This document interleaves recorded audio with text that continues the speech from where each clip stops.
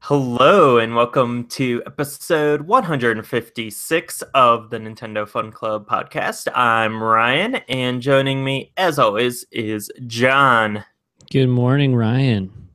Good morning, John, and happy post-holidays. Yeah, same to you and yours. Had a great, super busy holiday, and happy to be back here in front of the old Nintendo Fun Club microphone. The official Nintendo Fun Club. Yeah, although we got to be careful referring to ourselves as official in any way these days because there's official competition. Yeah. So I don't think it's too much of a competition, really, but there's an official Nintendo Power podcast. Yeah, there is. Coming right out of Nintendo of America. That just sort of came out of nowhere. And it's pretty cool.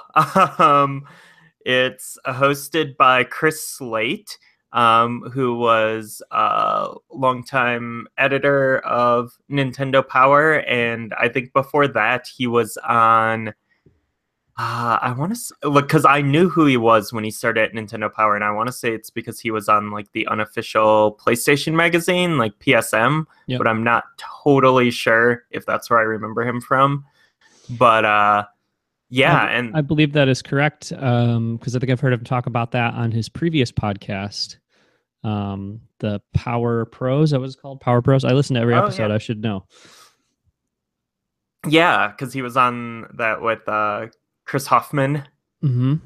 Yeah. But yeah, and then the first episode featured him, Damon Baker, who is like the Nintendo third-party relations wizard now, who has been putting in some work in the Switch era.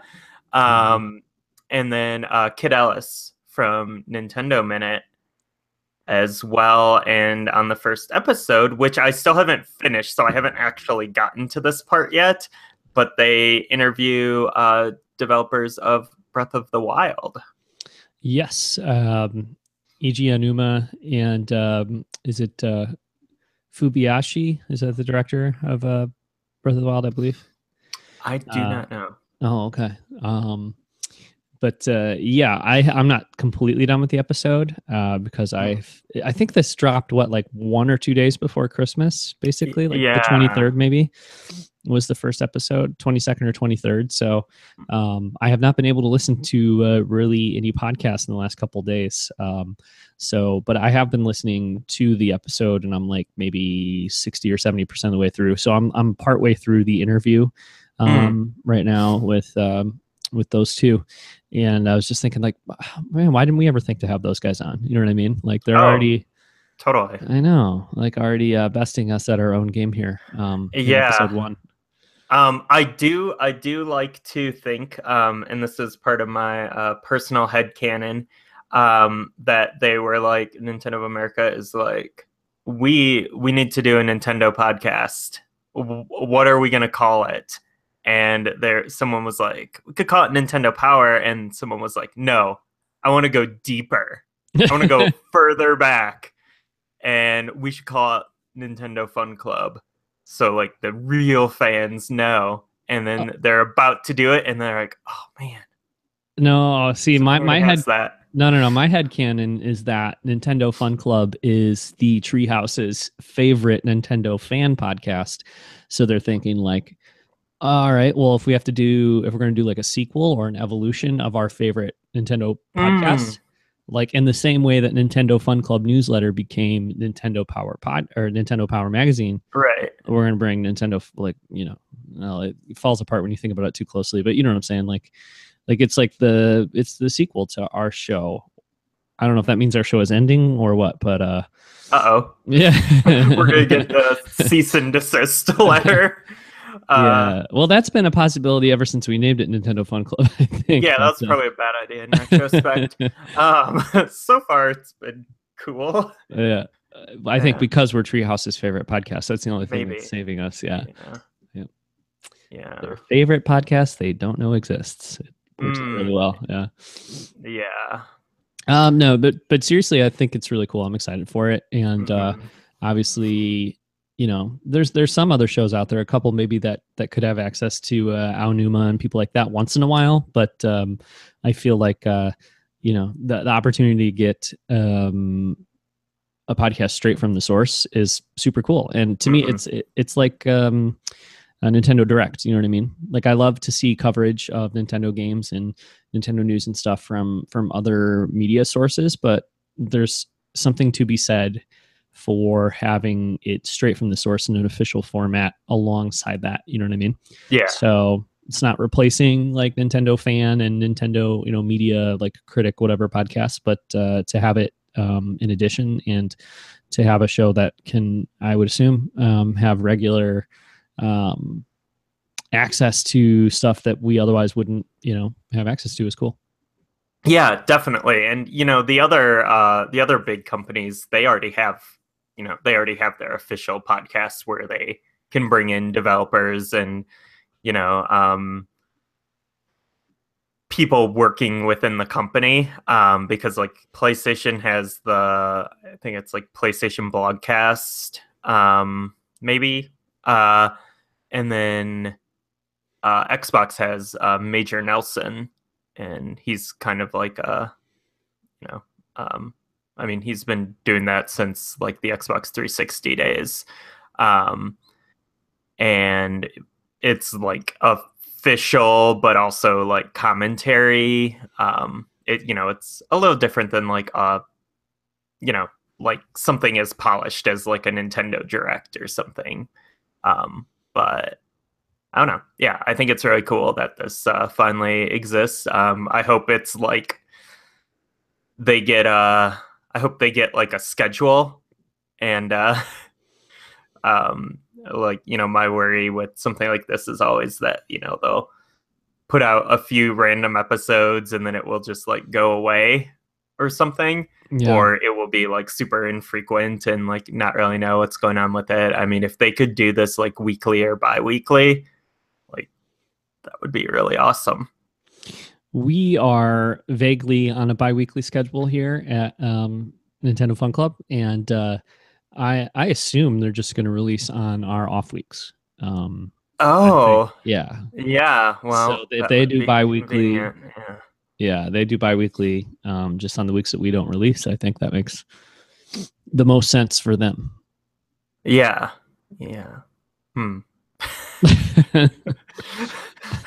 No, I think bi-weekly would be good though, honestly. Like, I don't know, they're probably not going to be able to pull out like interesting interviews and stuff like every single week. Not that they have to. I mean, I'll listen anyway, but you know, I do think an official source is a little bit limited in what they can say and how they can cover things too. You know, we can say whatever we want until that cease and desist letter shows up. So, but you know, they're going to have everything they do approved, and you know, things like that. So I don't see how. Although I don't know. Maybe the Sony and Microsoft ones are weekly. I'm not sure, but yeah, I think Major Nelson is at least. I feel like there's always one of those going up. Okay, well, who knows then? I guess we'll see. But this first episode too is like, it's like an hour and 10 or hour and 15 minutes long or something too. Yeah. So yeah, I mean, it's, if they want to do it every week, that's cool. But I would guess once every 2 weeks, or hopefully more than once a month. But yeah, we'll see. It's definitely an exciting development. Yeah. Cool. So also exciting, and this I guess is kind of old news now, but we are our quote unquote bi-weekly schedule, which I think is bi-weekly and a half at this point. Well, this weekend, that's my fault, but this weekend was Christmas. I mean, come on. Yeah. I don't know. Raw had an episode on Christmas. Yes, and Ryan was texting me like, when are we recording? Got to stick to that schedule. So I'm a big stickler to that. Yeah. So anyways, we missed this news. It's like pretty late, but I still wanted to talk about it because it's so exciting, and that is the Street Fighter 30th Anniversary Collection is coming to Switch, and it includes 12 Street Fighter games, and I'm just gonna list these all off here. Street Fighter, Street Fighter 2, Street Fighter 2 Champion Edition, Street Fighter 2 Hyper Fighting, Super Street Fighter 2, Super Street Fighter 2 Turbo, Street Fighter Alpha, Street Fighter Alpha 2, Street Fighter Alpha 3, Street Fighter 3, Street Fighter 3 Second Impact, and Street Fighter 3 Third Strike. That's crazy.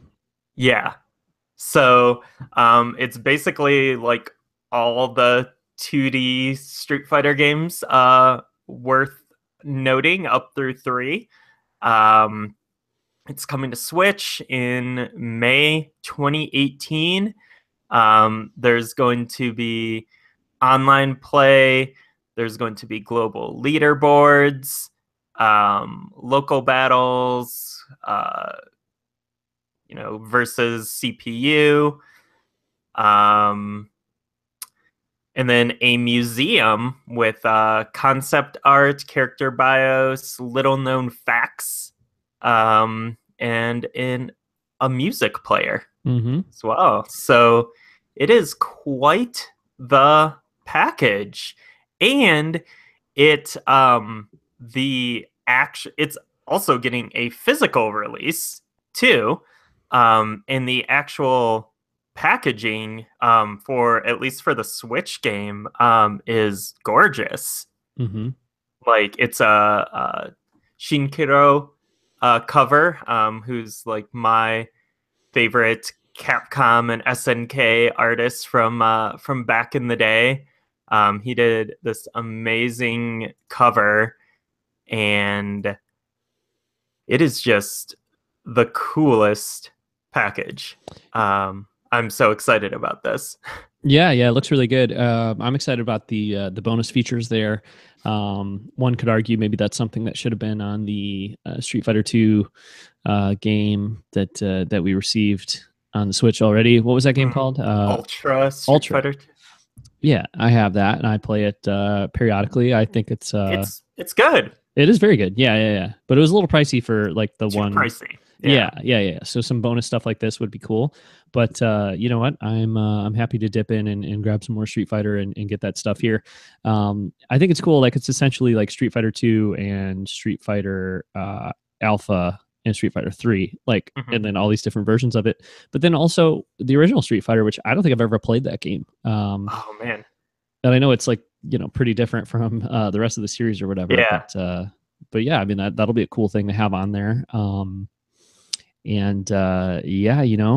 I grew up on Street Fighter 2 Champion Edition. So to be able to play that one, that should be good. I'm excited for that. So yeah. And people like me, like I'm pretty casual with Street Fighter 2. Like I love it, but I'm not good at it. So to have like the alpha games and Street Fighter 3 and stuff on there, those are games like I have not really explored too much. And this will be a good way to do that, I think, because I have a few friends, including you, but also some friends locally who will for sure be picking this up. And so, like if they just put it out on like a virtual console or something like that, maybe less likely that everybody's going to have it and that people are going to be playing it at the same time and stuff. So, yeah, like we'll play Street Fighter 2 like as part of our local multiplayer, game sessions or whatever you want to say. Like we'll do that all the time. So I think this will work itself right into the mix there. Yeah, and I'm really excited about there being online play for some of the games. It's not all of them are going to have online play, which makes sense because you'd kind of be splitting the audience a ton, like the potential player pool, if all of these games had online play. Yeah. Because at first I was like, oh, well, that's it's too bad that, not all the games are online. But then if you think about it, like if you have 3 different versions of Street Fighter 3 and you have like all the potential Street Fighter 3 players like playing on different versions, like that's going to be harder to find games and all of that. Now, what is hyper? Is this a Street Fighter 2 hyper fighting? Is one of the games that has online? Is that the Super Nintendo game? Is that what hyper fighting refers to, or is that just like Um, this the basic Street Fighter 2? I think that these are all arcade ports. Okay. Um, so and yeah, I'm not super well versed on like the difference between Champion Edition and Hyper Fighting. Okay. I think like Champion Edition came first, and that is the one that first let you play as the bosses. Mm-hmm. Um, and I'm not sure if Champion Edition has the option to um, increase the speed. It does on the Sega Genesis. Right, but I'm thinking about the arcade version, and I'm wondering if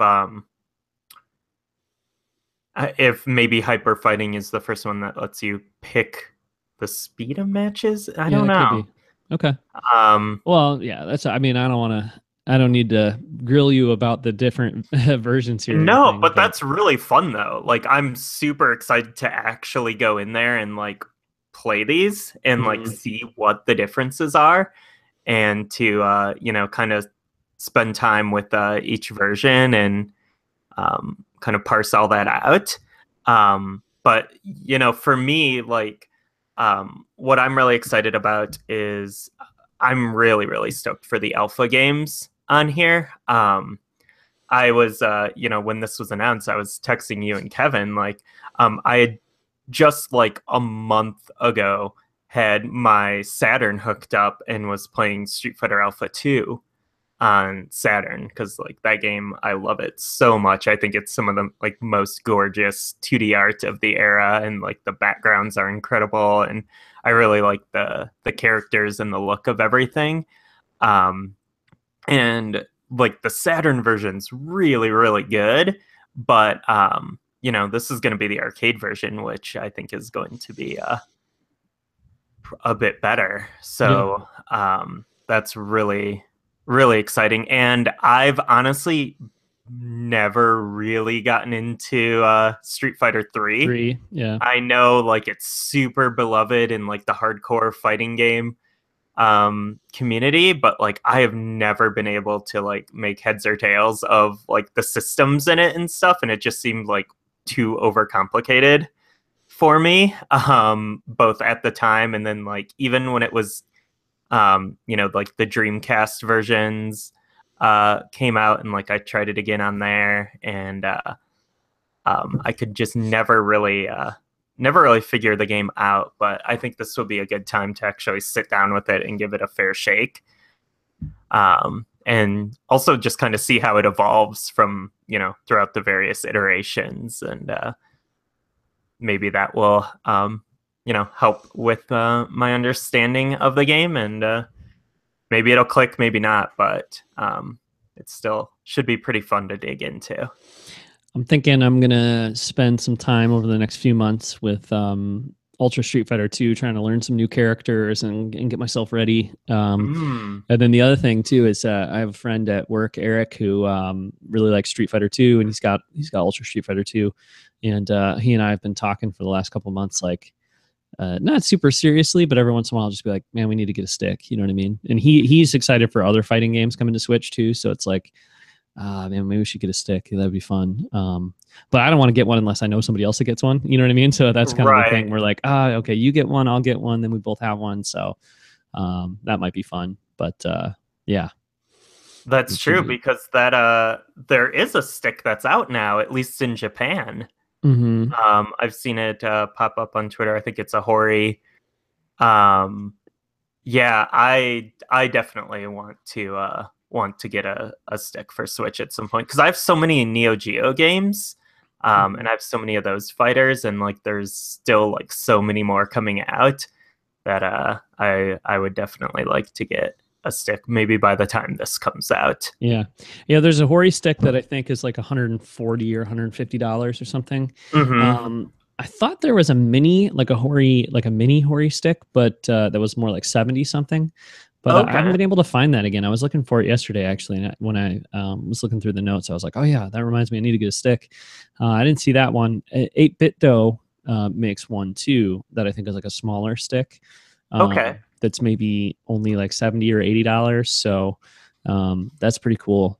I'm sure having like a full size one would probably be better, but I don't know. Like spending $150 on a stick is not something that's probably realistically in my future. But 80, it may be. You know what I mean? So Yes. I'm gonna have to get a mini stick, I think. So I'm looking right now at Amazon, and they're actually selling the Hori one for $143 Okay. Prime. And then there is that 8-bit Do N30 arcade stick for Switch, which has kind of like an NES color scheme to it. Yeah, that's interesting. Man, this is like right here. It's just one click away. Like, man. Well, maybe you got a gift card for Christmas, and it's Ooh. best suited for buying an arcade stick. I don't know. Well, I think I'm gonna do some research. I'm gonna do some research on this, but man, yeah, the idea, like now I'm thinking about like all the games that would be like great to play on Switch with a stick. Like, I'd just gotten like Gunbird and some of these shooters, and I have that Namco collection, and I'd probably get my money's worth. Yeah, buying a Switch stick. Yeah. Okay, something to think about. Cool. And I guess why don't we just go ahead and talk a little bit about 8-bit Do while while we're like on the subject, because we both recently acquired 8-bit Do products. Yes, I grabbed, or I didn't grab, actually, I received, thankfully, the 8-bit Do SF30 Pro, I believe is what it's called. So it is it's basically a Super Nintendo controller, a Bluetooth Super Nintendo controller, but it adds two little analog sticks on the bottom. So in that regard, you can kind of use it for more things too. I don't have a Pro controller for my Switch, which of course I would like to get eventually, but I don't have one.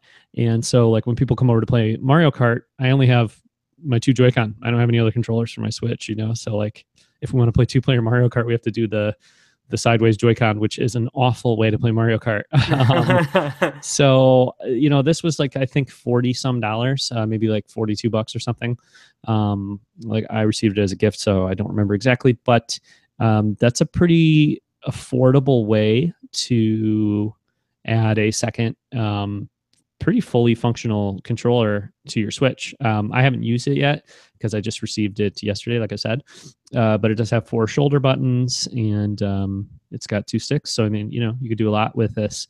And then the other thing that's attractive about it to me is that I can use it with my PC and my Mac as well. So that's kind of an added bonus there too. So, buy one controller, use it on multiple platforms. And then I know you've been using the SF30 mostly with your SNES Classic. Is that true? Yes. Yep. I got the cheaper version that's specific for the SNES Classic, and it's been kind of a game changer for me. It doesn't have the sticks, which it kind of doesn't need for for that purpose. But it it comes with a little dongle that's you just plug right into the controller port on the SNES Classic, and it gives you like a wireless controller for the system. And so I was actually able to hook up the SNES Classic in our living room on our big TV, which previously didn't work because I had purchased controller extension cords because the controllers that come with the system didn't reach back to our couch. So I purchased controller extension cords, and within first time using it, within minutes, the SNES Classic was unplugged and on the floor because our cats had attacked the cords and pulled everything down.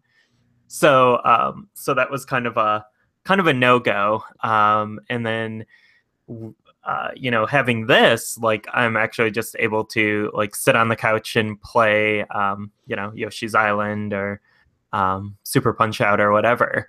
And it's pretty cool. And something interesting about the controller that I found out is if you press down and select at the same time, it takes you to the menu. So you don't have to like get up and press the reset button on the console itself, which I didn't know about that functionality. Do you know, can you do that with the wired controllers? I don't know. I don't think so. Or no, it's down and start, I think. Okay. Yeah, but like I saw that and I was like, whoa, okay. Like, because, typically on these classic consoles, at least with the NES one, you had to like actually physically, press the reset button to go to the menu if you want to switch games or load a save state or whatever. So this is pretty cool. Like you can just, play the console from your couch. Yeah. Yeah, for sure. I'm gonna have to pick up one of those receivers because you'd mentioned like you got the cheaper one or whatever, but if yours came with the receiver, that's a pretty good value because it doesn't have the two sticks, but I'm gonna have to pay an extra $12.99 to get the receiver for which is not a big deal. I mean that's a pretty good price, especially since it'll work with the NES Classic as well. So to pay $12 or $13 to have a wireless solution for both the NES and SNES Classic is a great deal, but yeah, that's pretty tempting, and even right there, just to be able to play like 2-player Street Fighter or whatever with two similar controllers. I think the SF30 is only like $25, isn't it? Yeah, so I'd almost say like just don't buy the dongle, just buy another controller for $12 more. Yeah, that's a good point. That is a good point. Yeah, well, maybe I'll consider that. Yeah, I mean, it's like the dongle's half the price. Although then when I get to that point, though, it's like, okay, well, I bought another controller so that I didn't have to buy the dongle, but then I can't play 2-player wireless games on the SNES Classic. Whereas like if I buy the dongle for the controller I already have and then decide I want another one and just buy, you know what I mean? Like, I guess I could buy another controller, and then if I decide I want another dongle, just spend another $12 down the road and get the second dongle. But anyway, you get what I'm saying. Like, yeah, it would be nice to have two complete wireless controllers for the SNES Classic. But the other thing about it too is like I have both of them out right now. I was going to pull out my Super Nintendo controller too, but it's like in a bin. It would have required like an extra 12 seconds of effort, so I didn't do that. But I have the SNES Classic, the wired one, in my hand controller, and then I have also the SF30 Pro here. And like weight wise, they're very similar. The SF30 is a little heavier, but they're very comparable. And then just like the button feel, I'm just like pressing the D-pad on both at the same time, and pressing the face buttons at the same time, and it seems to be a really really accurate and well crafted replacement controller. So very happy with it so far, at least on initial impressions. Yeah, I'm definitely pretty happy with my mine. I feel like it's a little bit like thicker, or there's something about the feel. It's a little bit thicker. So it feels like slightly off at first, but then after, now that I've been playing with it for a few days, like it's totally fine. Yeah. And, yeah. I love the attention to detail too. Like on the face buttons, there's like this little tiny ridge over here in the corner. I don't know if you ever noticed that, but it's on like both the controllers. So like they really went for, making it as close to the Super Nintendo controller as possible. Have you ever noticed that? You know what I'm talking about? Like on the face button, like on the circle, there's just like a tiny little indentation. I don't know if you can actually see it like on this screen, but like, it juts in just ever so slightly there. Huh. Yeah. I noticed because I pulled out my Super Nintendo controller and I was gonna like, I was like, oh, there's like a piece of dust in the groove there. I gotta like, use a toothpick to knock that out or whatever. And then I looked closer and I was like, oh no, that's actually that's how the shape is. And they did the same thing on the SF30 to make it, which Huh. seems to be completely unnecessary. But yeah, Yeah. or like Nice. non-functional. It's just a way of yeah. So the accuracy, or at least the motivation to make it accurate is definitely there. You know what I mean? So I think that's cool. Yeah, for sure. Cool, cool. All right. Anything else in news? Oh, okay. Two games announced for Switch, which I'm pretty excited about. First one, Wasteland 2 Director's Cut. If you are uh not familiar with the Wasteland duology. The original Wasteland game was a PC game from back in the day, and it's kind of the spiritual predecessor to the Fallout series, as far as like post-apocalyptic Western RPG go. So it's kind of what came before the now massively popular Fallout series.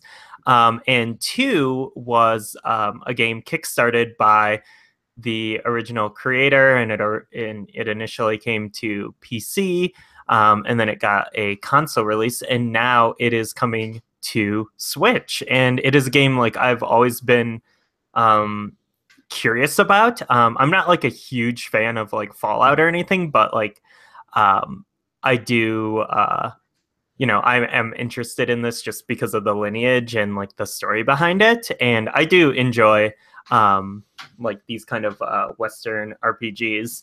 So, but I never picked it up on PC or on consoles, but it's definitely something I think would be really, really good on Switch, especially playing in handheld mode.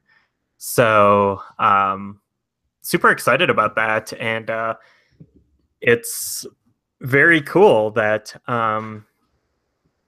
you know some of these like again like Western indie developers, um, with these kind of bigger kickstarted games are like interested in bringing them to Switch. And I think Switch is kind of the perfect system for big expansive RPGs. So I think this is going to be a really, really good fit. Yeah, I can't say I'm familiar with this, but it's definitely cool to see that. What do you call it? That the game list, the list of games coming to Switch, the huge number of games coming to Switch, increasing is cool. Yeah, for sure. And then another one, and this is so weird and surprising to me. Another Western RPG of a totally different sort. Titan Quest is coming uh to Switch as well. It is a um Titan Quest. I think it had like a different name or something, or maybe it's just called Titan Quest. But basically, this is a um, like hack and slash Diablo esque RPG that's set in like ancient mythology, but it's very fantasy-ified. Um, but it's a super cool game that I played on PC like years and years ago, and I really, really got into it. Like it came, between Diablo 2 and Diablo 3, so it was kind of the game, this along with like Torchlight that kind of scratched that Diablo itch for me in between the releases of 2 and 3. And this kind of game I think is again just like it's like a isometric top down, very pick up and play style action RPG where you're just like always making progress and always getting new loot and upgrading your character and stuff. And it's just again, like I think like I've been saying since the very beginning of Switch that like I really want Diablo 3 on Switch, but that doesn't seem to be in the cards as of this moment. So I think this could be like a great alternative to that. And again, it just kind of shows like this is coming from THQ Nordic, and it's kind of showing that a lot of Western developers are starting to consider Switch, which is not something I think we really expected back when the system was originally announced. So like you were saying, the list of games just continues to grow. Yeah. And it's funny, like on that Nintendo Power podcast, Damon Baker was talking about how they just published their 300th game on Switch. Mm-hmm. And it feels like it because it feels like every week there's like at least 15 games releasing on the eShop. And it is like I've never had a backlog like this on a Nintendo system before. There are so many games that like I want to play on Switch that like I'm already getting to the point where I'm going into the eShop and like games I missed from like weeks ago are like already on sale, and I'm like, oh, I should buy this now that it's on sale, but there's all these other things on here that I want. So it's crazy.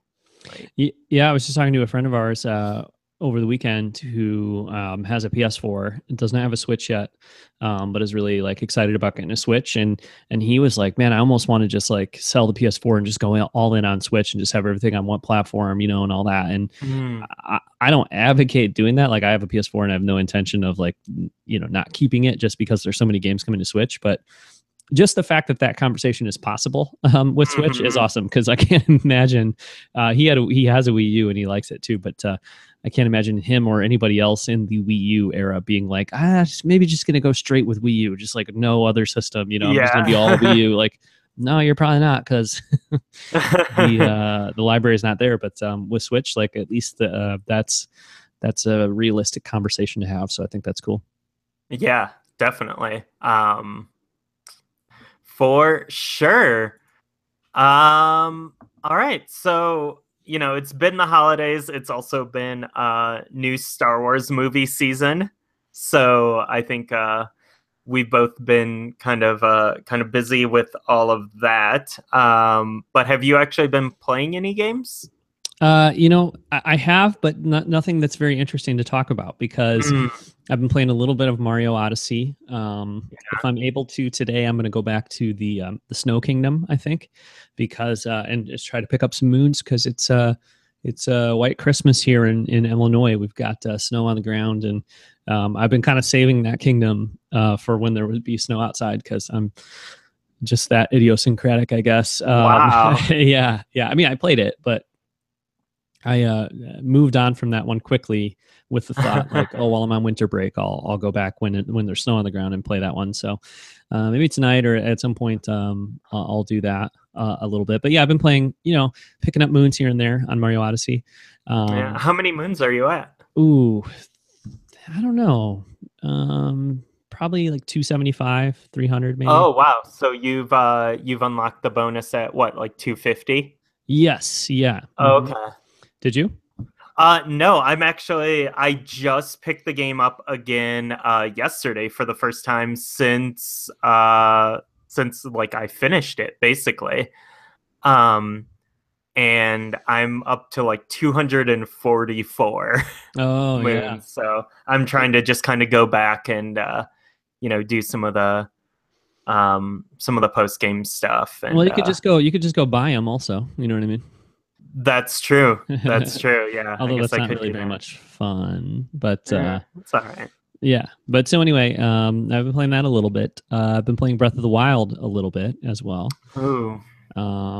So, but nothing, nothing too interesting. I haven't even started the DLC because I'm trying to get all the memories. I have 10 of the 12 memories now. So Mm. there's the two last ones to get. And then also just up my shrine count. I'm only at like 83 shrines or something. I'm trying to get more of those shrines maybe before I start the DLC. We'll see about that, but definitely all the memories, which I think we talked about last time Yeah. on NFC. So, yep, still plugging away at that. And little things here and there. Played some more Street Fighter, played some more Rocket League, but yeah, nothing too new and exciting. Although I did try Pinball FX3, which I see is on your games list. So maybe we could talk about that one a little bit. Sure. Yeah, that is a free download in the eShop, and I'm really impressed with the port.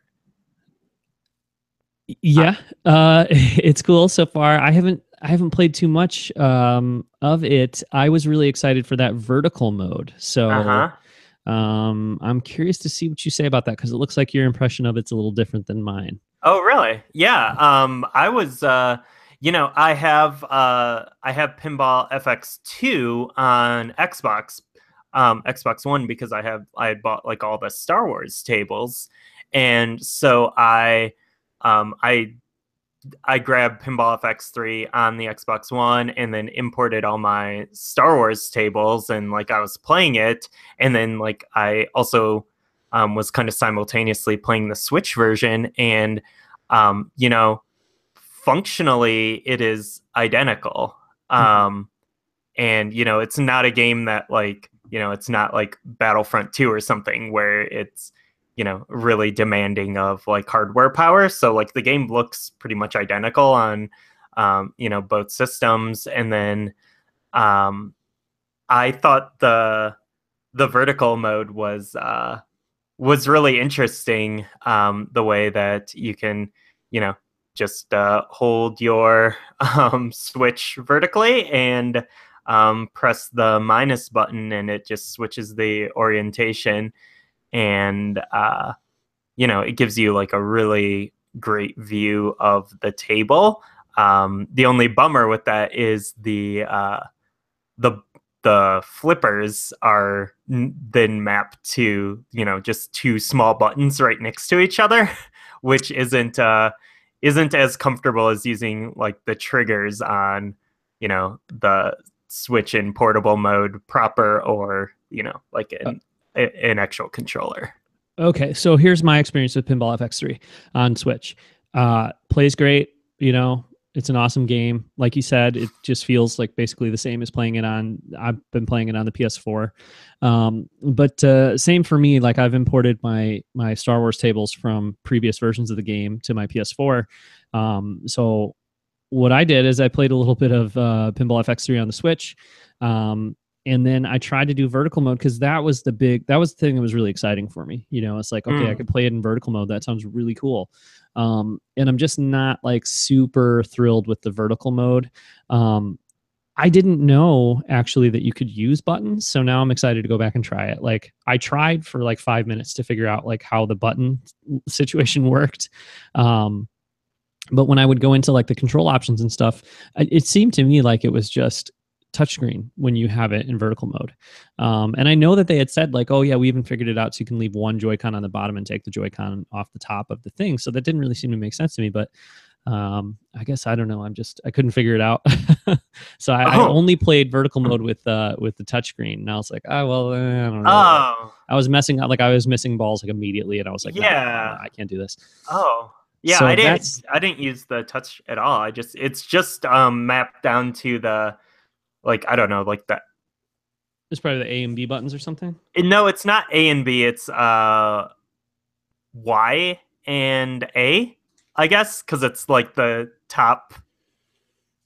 I don't know. I wish I had a Switch right in front of me. Well, I have mine in front of me, so it would maybe be an X. X and A. X and A. X and A. Oh, okay. Right. So yeah, that seems like that would be tricky.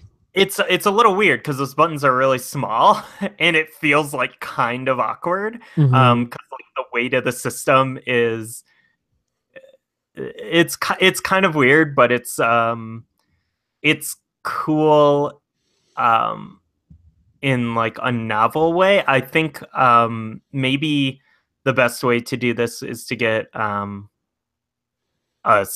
like put it on a stand Yeah. and then just take the Joy-Con off and play it right in front of you. But then that also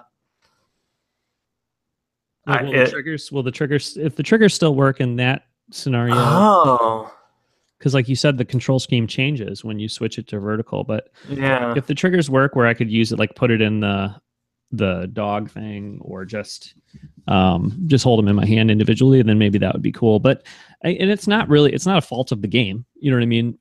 Really, like I think they're doing what they can. Because like I said, I thought it was only touchscreen, and I was a little disappointed. So, knowing that they do have a solution for playing with the Joy-Con in vertical mode, then I think they've done what they can in terms of like that's just what the system is. Like I was just holding it in vertical mode, and it's like really I would want like two triggers on the back of the Switch somewhere about the middle of the screen. In the back of the Switch would be like the comfortable way to do it. But yeah, you really can't expect that from. I mean, that's not a reasonable expectation for the system or for Pinball FX3. So I mean, I can't complain about that. But no, I don't know. It's just the idea of playing portably in vertical mode is just super cool because it would be the most screen real estate and just a really novel and interesting way to play. But yeah, I don't know. It doesn't feel like something I'll want to do very often just because like you said, it's like a little awkward and it just doesn't, I don't know. I mean, ultimately, the system feeling good in your hands and having like a confident control, like a control setup that you feel comfortable with is going to be more important than having it in vertical mode, I think. You know what I mean? Yeah. So I think it's kind of a non-starter in the end, like playing it in vertical mode. Yeah, that's kind of, I ended up just playing it in regular portable mode. And I think like the game itself is really, really solid. Like I think it feels really good. And I think there's a lot of cool like metagame stuff going on with it. Like you are, every time you're playing, you're kind of like leveling up both your overall character and each individual table. So like it really encourages you just to like keep playing beyond just a high score, which is also there because there are like the leaderboards and everything as well. So I think it is kind of like a very well-designed pinball game as far as like keeping you coming back and feeling like you're always, making progress in some capacity. Because as you gain levels, you unlock like different backgrounds for your name and like different picture frames for your icon and stuff. And it's silly little stuff, but it's still it's something, and it's something to kind of keep you coming back to it. My only like major beef with the Switch version right now is the lack of tables available for purchase. Yep. We don't have the Star Wars ones there, which, is kind of the biggest draw to me. But there's also something else like I kind of wanted to buy on the Switch were the Bethesda tables. There's like a Doom and a Skyrim one that I really wanted to get those on there. But those aren't available either. And I don't think the Marvel tables are there either. Yeah. So like you're kind of limited in what you can buy. Like a lot of it is the Pinball FX tables that they made, which I'm sure are probably pretty good, but like I kind of want like a theme that I'm familiar and interested in. So the ones I've bought so far is I bought the Aliens pack, which has Alien Isolation table, which I really like that one. And then an Aliens table and an AVP table as well. And then I bought the Portal table. which is pretty cool. But like the other stuff there, like I'm just not super interested in. There's like Family Guy and American Dad, and Oh, you don't want the Family Guy table? I do not. Nope. So like those, I'm like, no, thank you. Yeah. Um, but then yeah, but there's not like a ton of choice, and it's kind of a bummer, like because I already like own this game with like a lot more content on another platform, but I kind of want to play it more on Switch. Yep. So it's kind of like a weird place. I mean, hopefully they can get licensing sorted out and get some more tables, more of those older ones, but also like hopefully going forward. I believe they said that going forward, There'll be parody. Like yes. I'm sure. I listened to, I don't know if you heard it or not, but during the Nintendo World Report annual telethon that they did a couple weeks ago, one of the segments included an interview with one of the lead developers at the studio. Did you hear that at all or no? No, I didn't. Okay, so basically it is just a licensing issue with these other tables, and it doesn't sound like it'll really be a problem. At least he didn't seem to feel like it would be. This is like a week before the game came out, and he was like, basically saying like everything will run on the Switch. Like obviously that's not really a surprise or anything, but it's not like, oh, well, it's too much a development issue. Like it would have been really hard to bring all these tables over. It's not like that. It's just like with Star Wars, when you do the license to get these pinball tables, like it's for a certain number of platforms, or, you just have to go back and do more paperwork or whatever to get it going on another platform. So that's what I think it makes total sense that in the future, like when they do new tables, like of course they'll be on any platform that the game is on, because that's how they'll license it or whatever. But some of the stuff that they've already done, they have to go back and then get ready to go. So I think honestly it might have been smart to wait until most, if not all, of that stuff was ready to go, if they are going to be able to do it relatively quickly, because for me it's just pushed me back towards playing this game on my PS4, to be honest. You know what I mean? Like I played it a little bit on Switch and I was like, it's a great great version of the game, but I already own tables that I want to play on another platform. I will buy them again on the Switch. Like I will get the Star Wars tables again on the Switch. I will, because the leaderboards and all that stuff, I think people will be playing on Switch. Like that will be fine. And I will be. Yeah, I have 0 friends playing this game on Xbox One. Yeah. And I never will. Like, right. Yeah. Right. It's way more likely that like our friends are going to play on Switch. Totally. Yeah, and it's such a fun game to just like pick up and play for 10 minutes or something, So like I will for sure get those Star Wars tables and probably some other ones on Switch. But like it is kind of a thing. Like it sounds maybe like entitled or whiny or whatever, but like I'm not going to view it as like a valid version of the game in terms of like something I want to put money into until those Star Wars tables are there. Because if the Star Wars tables come to Switch, or when the Star Wars tables hopefully come to Switch, then that will become my main Pinball FX3 platform. And so like I'll be willing to buy other tables and stuff. But like so far, I don't even want to buy like the Aliens table or the Back to the Future table or something on Switch, and then like find out like, well, the Star Wars tables never come, and then I've got like half of the tables I've bought on PS4, then half the tables on Switch, and like I don't want to mess with all that. You know what I mean? So it can become my primary Pinball FX3 platform based on like how well it runs and how much fun it is and stuff when all the tables are there. But for now, like I'm gonna stick with PS4 until the tables I really want are on the Switch.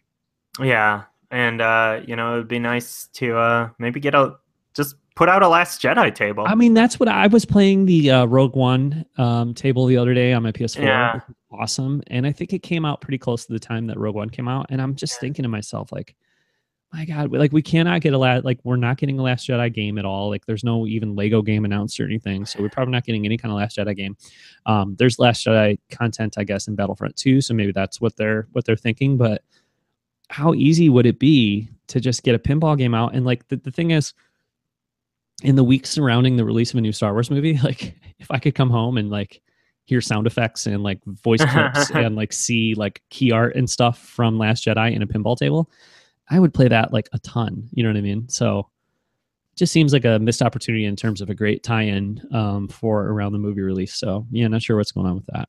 It's a bummer. I know. Yeah, like have a crate table, and like when you get your ball in through a certain loop, someone just says salt. Yeah, yeah. Or that could be like one of the like because like they have the mechanical like motion stuff. Like that could be a cool thing. Like you put a ball into a certain area of the table, and then that dude like reaches over his hand and like tastes the salt. That would be good.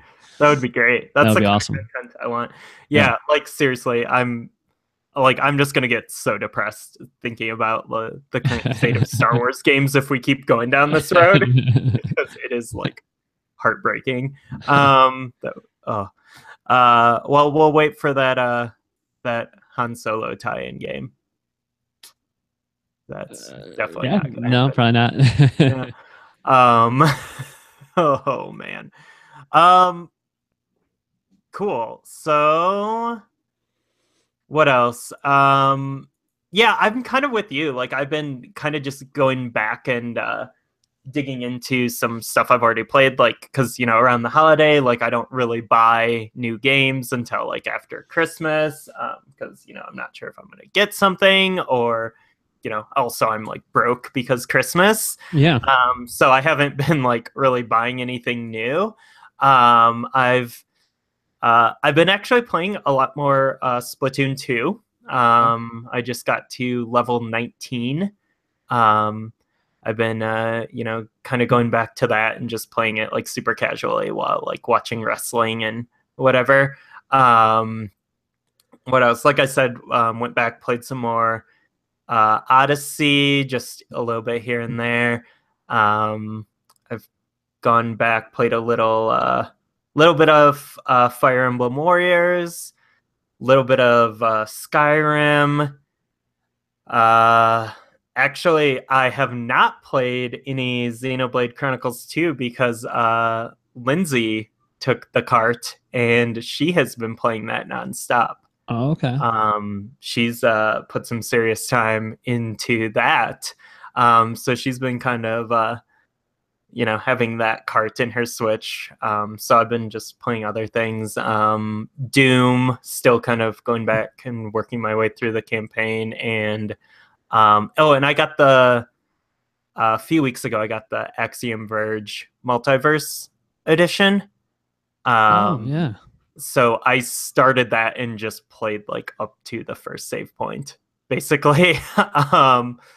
And Yeah, I've done that about 5 times. Yeah. A little further maybe than the first save point, but yeah, I know what you're saying. Like I've done that multiple times. So yeah, that is a game that looks I was playing it in portable mode and it looks super nice on the Switch screen. I would imagine. Have you explored the bonus content on that? It comes with a Blu-ray, right? With the new stuff. I have not even touched it. I like took it out and like looked at the art book and the poster and that was about it. Barely touched it. I really need to get on that. Picking that up. I'm been meaning to do it. That's going to be one of my next Switch purchases for sure. I did buy one game on the eShop. I bought Rocket League when it went on sale. Cool. Yeah. Nice. So I actually went and played a few online matches because I'm trying to get the Samus car. Okay, all right.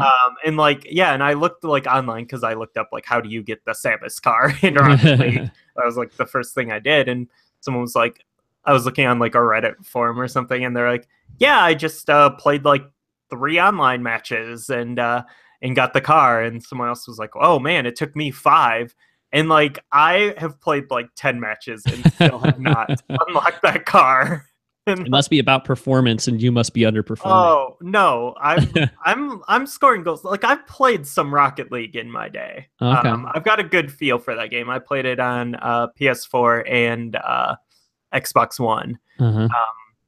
So I'm okay at Rocket League, and I'm in there scoring goals and stuff. So I don't think it's a performance issue, but it's frustrating because I do want that Samus car. But yeah, I know Kevin said he's buying it soon, and we should get some online games going over the holiday. That'd be fun. We should. Cool. So I guess the last thing, I'm saving this for last because this is probably the game on Switch I've played the most, weirdly, which I was not really expecting when I got this. Um, You mean the but most recently, not the most like you've played it more than Breath of the Wild. no, the most recently. Okay. And that is oh, sorry, I just saw Yak Face posted lots of clearance Star Wars stuff at Target. Ooh. Um, Okay. Black Series centerpiece Darth Vader for $15. Ooh, nice. Um, okay, but sorry, it's yeah, it's a very Star Wars time right now. But no, I have been playing Resident Evil Revelations 2, and I've put in like probably I've put in like over 15 hours since I got this game, and that is playing just the raid mode.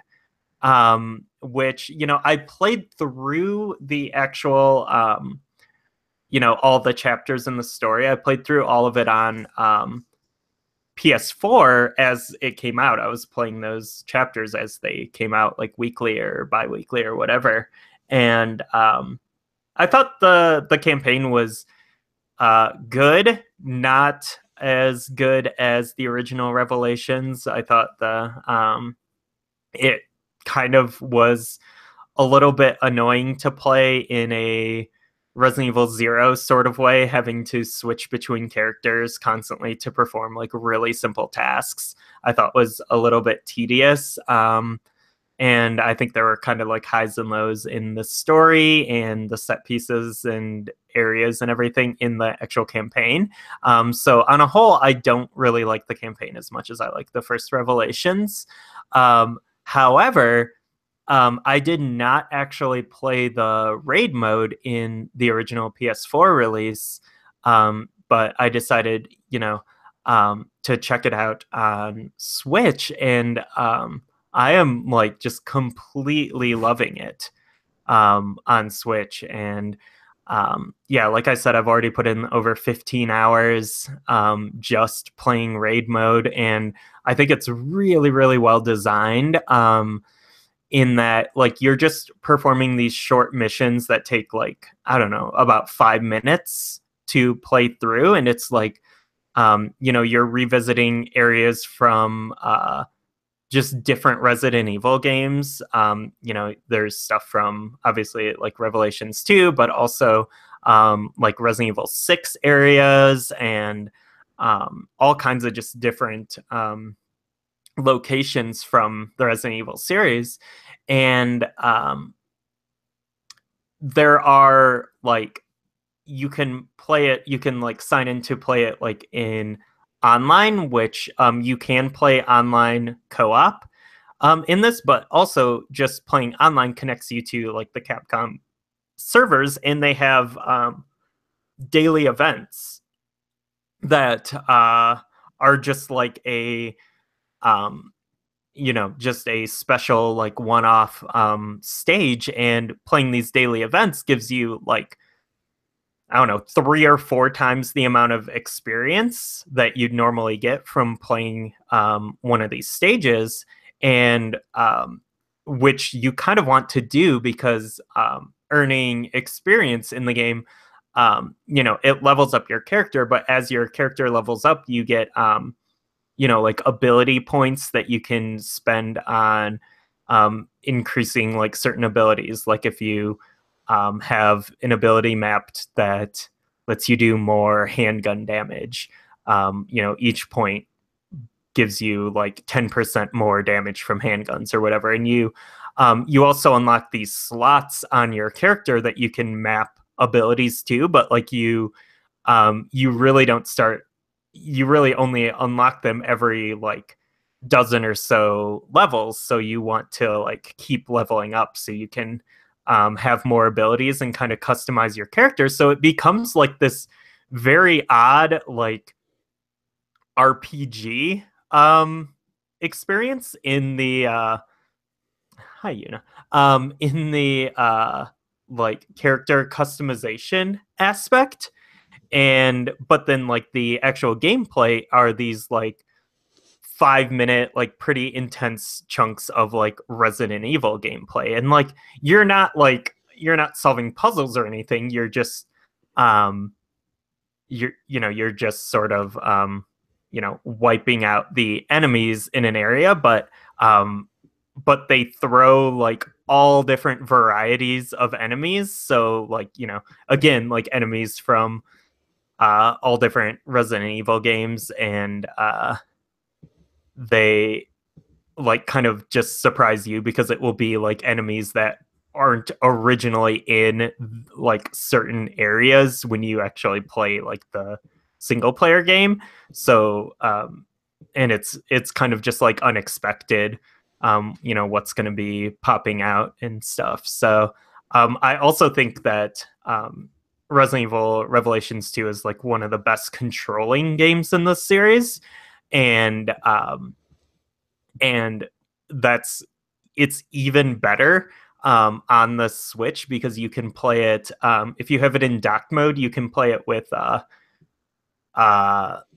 the Joy-Con, as and use like the motion aiming, like you could in like Resident Evil 4 Wii Edition, which is pretty cool. But I've actually found like my favorite way to play the game is playing it in portable mode and using the gyro aiming in portable mode, which is, kind of similar to, in Splatoon, or thinking of like Wind Waker on the Wii U and stuff, like using the gyro to aim and stuff. And that's been it's been a really, really great way to play it. And I actually loaded up the PS4 version to just to kind of compare the two versions. And I was like, as I was playing the PS4 version, like it was like so weird to be playing the game without gyro, and it felt like super off to me because that was such like a natural way to play the game. But as far as like performance goes, the load times on the Switch are a little bit longer, for sure. But I think like visually, it is pretty on par. And there's a few frame rate drops here and there when things get super hairy, but like overall, like it runs really smooth, and I think it looks probably like pretty dang close to playing it on like PS4 or Xbox One. So I'm super, super impressed with the port, and it's like I'm really surprised at how replayable this raid mode is. And I've just been like working on one character, and you can you unlock more characters to play as, and they all have different abilities and stuff. So I think you could actually get a ton of play out of this if you want to start leveling up a few different characters and stuff. And I imagine it's also pretty fun in co-op mode as well. So yeah, I've been super, super impressed with that. And I think like most Nintendo fans and most Resident Evil Nintendo fans have probably played Revelations 1, whether it be on 3DS or Wii U. And the port to Switch is excellent. And like I'd highly, highly recommend it. Like it's one of my favorite Resident Evil games. But Resident Evil 2 is like a pretty fresh experience for Switch owners or Nintendo fans, because it didn't originally appear on Wii U or 3DS. But like this is also just like, I think this is the best version of the game to play. There's also like amiibo support, and there's a ridiculous Ghouls and Ghosts inspired mini game that you can play where you play as Barry. And you can like earn extra like credits for buying new weapons and upgrading your weapons and stuff. You can earn them through that, and that's a pretty cool addition. But I think this is a really, really incredible port of a game that, again, like the campaign is like, I don't think I can really see myself playing through that campaign again. But I think like the raid mode alone is is worth the price of admission, because I mean it's $20 for the game, and it's really, really good. So I'm super pleasantly surprised by Resident Evil Revelations 2 on Switch. Nice. Yeah, my plan is still to pick up the physical version at some point, but just not in the mood for murder this time of year. You know what I mean? So I'm thinking like in the spring maybe. Resident Evil is a Christmas game. Okay. Yeah. Just decided that. Yeah. Okay. I think there's there's snow in Code Veronica. That's true. That is true. So, well, I know one dude at a GameStop in Rockford 10 years ago that would be very excited about Code Veronica on Switch. So why don't you just tell that story? I'm sure I've told it probably like 4 times on the podcast, but let's close out this episode with that story. All right. My favorite memory related to Resident Evil is going to GameStop in Rockford with Kevin on like a random Tuesday morning or something. It was like 10 a.m. They just opened. We're browsing at GameStop. All of a sudden, this dude comes in, very jittery, very energetic, very like things are very urgent for this guy at the GameStop at 10 a.m. on a Tuesday, and asked the clerk up front about, do you have any Resident Evil? You guys have any Resident Evil games? And the clerk starts listing. Oh yeah, we've got Resident Evil 1 and 2. I think we've got Resident Evil 3 over here. We have Code Veronica, and this dude is like, you've got Code Veronica? I'm like all excited. And Kevin and I had to just like shuffle zombie-like out, not zombie-like actually. We had to shuffle like very quickly out of the store before we like burst into laughter about this guy, because he just acted like Code Veronica at this GameStop was pure gold, like of all the things he could have ever dreamt of that morning, he never thought it was a possibility he would come across a copy of Resident Evil Code Veronica at that GameStop. And then there it was, you've got Code Veronica. It was really cool. And so this is like 2006, 2007. Yeah, it was the game had been out for quite a few years. Yes. At that point.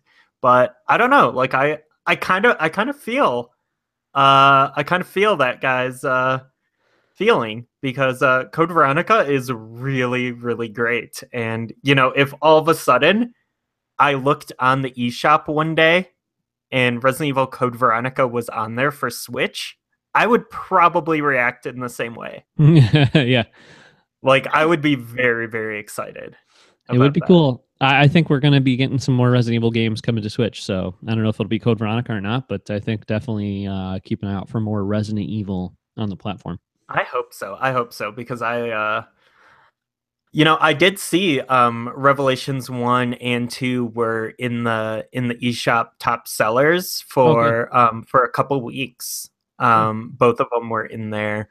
But man, I would love to get Remake on the Switch. Yeah. I would love RE4, and I would really love Resident Evil 7 on the system as well. I've been they just came out with like the DLC for 7, and I played through the original game on PS4 and I adored it. It's it's in my top 5 Resident Evil games for sure. But like the DLC is now out, and there's like a complete edition on PS4 and Xbox One, and like I kind of want to get it just to play the rest of the content in that game. But I'm also kind of like, I wonder if they're gonna bring this to Switch.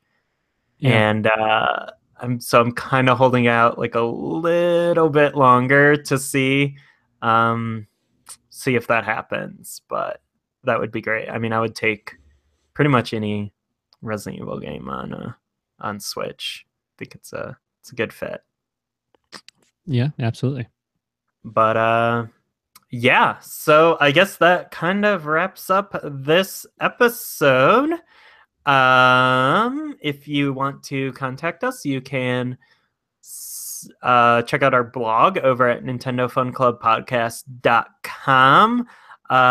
You can email us, nintendofunclubpodcast at gmail.com. We have a YouTube channel, which I actually posted a bunch of Resident Evil Revelations 2 gameplay up there, including some of like the early raid mode stuff. So if you actually want to see like how the game runs and stuff on Switch, check out the Nintendo Fun Club Podcast YouTube page. As for myself, you can find me on Twitter at Brandwarf, BRAWNDWARF. And what about you, John? I am on Twitter at Arcade Ghost. Cool. Well, I hope you all had or have continue to have a wonderful holiday filled with lots of love and hopefully maybe some Code Veronica. I think that would be a very festive, wonderful holiday miracle. So,